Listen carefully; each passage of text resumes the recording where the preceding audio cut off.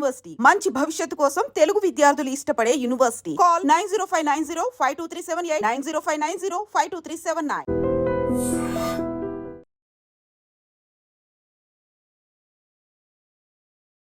మహబూబాబాద్ జిల్లాలో దారుణమైన ఘటన చోటు చేసుకుంది.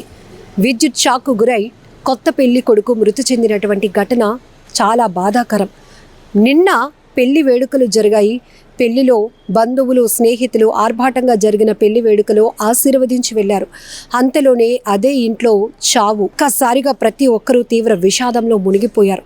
కోటి ఆశలతో అత్తింట్లో అడుగుపెట్టిన ఆ కోడలికి కోలుకోలేని దెబ్బ తగిలింది. నిన్న అంటే గంటల వ్యవధిలోనే సంబరం కాస్త మృత్యువుగా మారిపోవటం ఎవ్వరూ కూడా జీర్ణించుకోలేకపోతున్నారు. ఎందుకంటే నిన్న ఆ ఇంట్లో పెళ్లి సెలబ్రేషన్స్ అందరూ ఉత్సాహంగా పాల్గొన్నారు. ఆ అబ్బాయి పెళ్లి కొడుకు పెళ్లి కూతుర్ని ఆశీర్వదించి వెళ్ళినటువంటి బంధువులు అంతలోనే అతను విద్యుత్ షాక్కు గురై ప్రాణాలు విడవటంతో అంత్యక్రియలు చూడాల్సి వస్తుందని ఎవ్వరూ ఊహించలేక గుండెలు అవిసేలా రోధిస్తున్నారు. ప్రతి ఒక్కరికి ఈ విషాద ఘటనతో గుండెలు పగిలిపోయాయి. ఈ ఘటనకు సంబంధించి పూర్తి వివరాలేంటో ఒకసారి చూద్దాం. మహబూబాబాద్ జిల్లా బయ్యారం మండలం గౌరారం శివారు గ్రామం కోడిపుంజల తండ మోగబోయింది. ఇస్లావత్ నరేష్ అనే యువకుడి వివాహం నిన్న అంటే మే 19వ తేదీన ఏపీలోని కృష్ణా జిల్లా కంకిపాడులో అత్యంత ఘనంగా జరిగింది. పెళ్లి అనంతరం వధూవరులు బంధువుల సమేతంగా రాత్రి కోడిపుంజుల తండాకు వెళ్లారు. ఈరోజు రిసెప్షన్ కోసం భారీగా ఏర్పాట్లు కూడా చేశారు.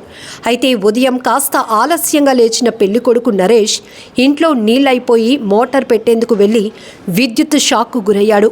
మోటార్కు సరఫరా అయ్యే విద్యుత్ తీగ నరేష్కు తగలటంతో షాక్కు గురై ఎగిరిపడిన నరేష్కు తీవ్ర గాయాలయ్యాయి. వెంటనే అపస్మారక స్థితిలోనికి వెళ్లిపోయాడు. ఇది గమనించిన బంధువులు విద్యుత్ సప్లై నిలిపివేసి హుటాహుటిన ఆసుపత్రికి తరలించారు. కానీ మార్గ మధ్యలోనే నరేష్ ప్రాణాలు విడిచాడు.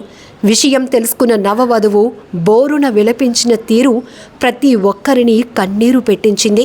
తాళి కట్టి 24 గంటలు కాకముందే తెంచేశావా దేవుడా అంటూ ఆమె ఏడుస్తుంటే ఆపటం ఎవరి తరం కాలేదు.